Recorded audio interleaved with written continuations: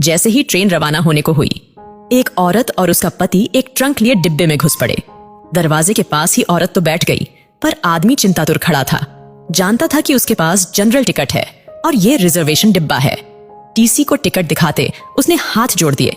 ये general ticket है, अगले स्टेशन पर जनरल डिब्बे में चले जाना, वरना 800 की रसीद बनेगी, कह के टीसी आगे चला गया। पति पत्नी दोनों बेटी को पहला बेटा होने पर उसे देखने जा रहे थे। सेठ ने बड़ी मुश्किल से 2 दिन की छुट्टी और 700 रुपये एडवांस दिए थे।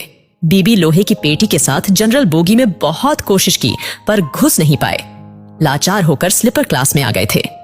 साहब, बीबी और सामान के साथ जनरल डिब्बे में चढ़ नहीं सकते, हम यहीं कोने में खड़े रहेंगे, बड़ी मेहरबानी होगी। टीसी की ओर 100 का नोट बढ़ाते हुए कहा। 100 में कुछ नहीं होता, 800 निकालो वरना उतर जाओ।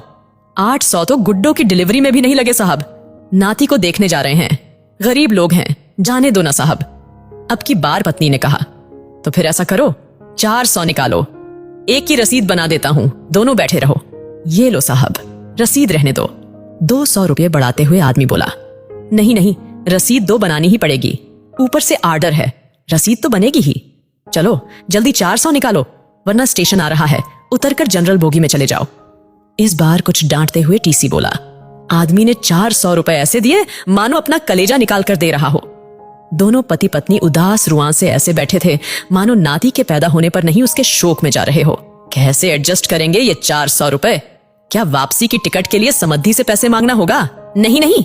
आखिर में पति बोला, 100-150 तो मैं ज्यादा लाया ही था, गुड्डो के घर पैदल ही चलेंगे, शाम को खाना नहीं खाएंगे, 200 तो एडजस्ट हो गए। और हाँ, आते वक्त पैसेंजर से आएंगे, 100 रुपए बचेंगे, एक दिन जरूर ज्यादा लगेगा, सेठ भी चिल्लाएगा, मगर मुन्ने के लिए सब सह लूंगा, मगर फिर भी ये तो 300 ही हुए। ऐसा करते हैं, नाना नानी की तरफ से जो हम 100 देने वाले थे ना, अब दोनों मिलकर 100 देंगे, हम अलग थोड़े ही हैं, हो गए ना 400 एडजस्ट, पत्नी ने कहा। मगर मुन्ने में कम करना। और पति की आंख छलक पड़ी। मन क्यों भारी करते हो जी, गुड्डो जब मुन्ना को लेकर घर आएंगी तब 200 ज्यादा दे देंगे। कहते हुए उसकी आंख भी छलक उठी, फिर आंख पोंछते हुए बोली, अगर मुझे कहीं मोदी जी मिले तो कहूंगी, इतने पैसों की बुलेट ट्रेन चलाने के बजाय इतने पैसों से हर ट्रेन में 4-4 जनरल बोगी लगा दो, जिससे ना तो हम जैसों को टिकट होते हुए भी जलील होना पड़ेगा और ना ही हमारे मुन्ने के 100 रुपये कम हो। उसकी आंख फिर छलक पड़ी। अरे पगली, हम गरीब आदमी हैं, हमें वोट देने का तो अधिकार है, पर सलाह देने का नहीं। रो मत। विनम्र प्रार्थना है, जो भी इस कहानी को पढ़ चुका है उसे इस घटना से शायद ही इत्तेफाक हो, पर अगर ये कहानी शेयर करे, कॉपी पेस्ट करे, पर रुकने ना दे, शायद रेल मंत्रालय जनरल बोगी की भी परिस्थितियों को समझ सके। उसमें सफर करने वाला एक गरीब तबका है जिसका शोषण चिरकालीन से होता आया है। एक कोशिश परिवर्तन की ओर।